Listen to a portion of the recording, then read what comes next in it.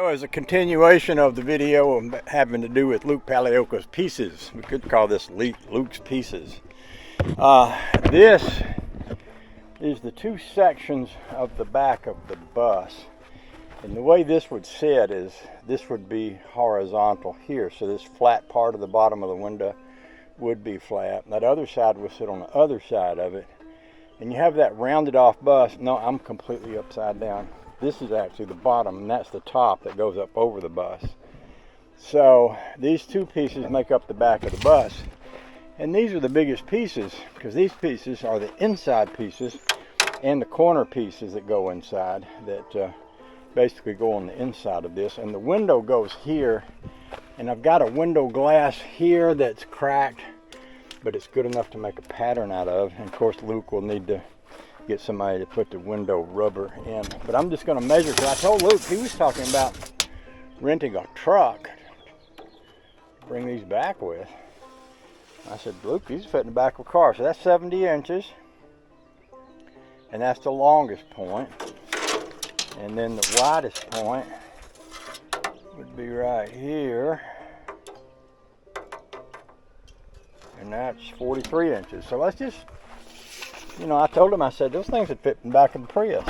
He says, nah, surely not. But let's just, if we take this Prius and push that seat forward, so, and of course it will lay all the way down, but just for here, we'll do 70 inches. So, and this is a small Prius.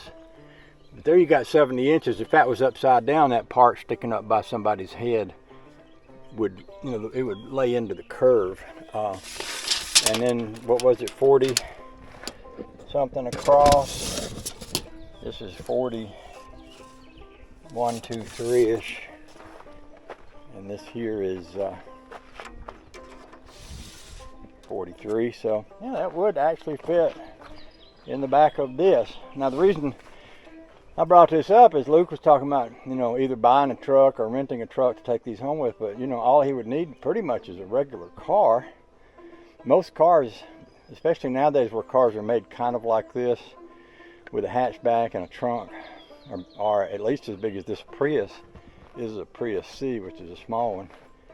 So rather than spending the expense of not only renting a truck, but putting gas in one, you could rent a little compact car, put these things in it, and take them back to Maine that way.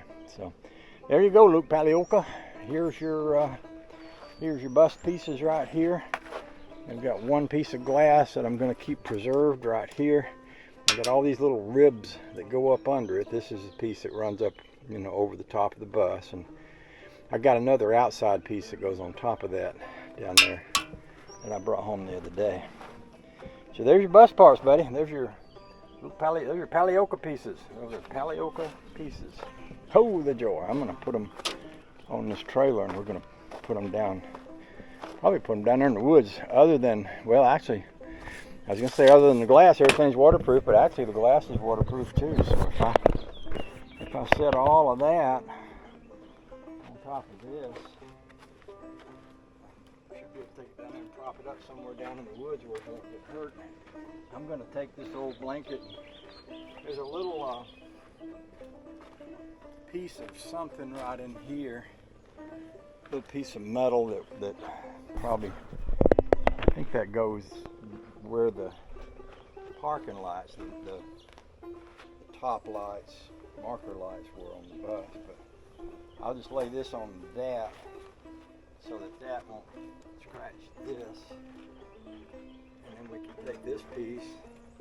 These aren't real heavy either. I mean, they got some weight to them, but this looks a lot like a World War II airplane.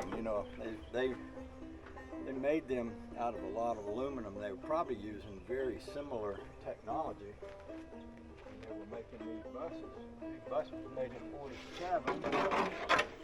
World War II ended, I think, in 43. So probably the same, same technical skills they used to make airplanes in the war. I'm pretty sure they was using that to make buses after the war.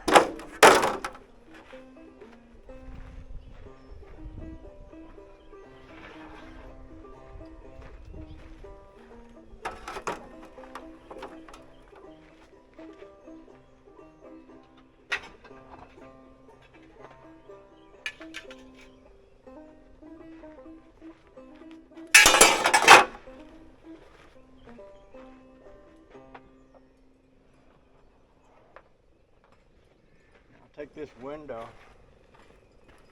I'm going to sit it down there somewhere too, in a safe place. That's your pile right there, buddy.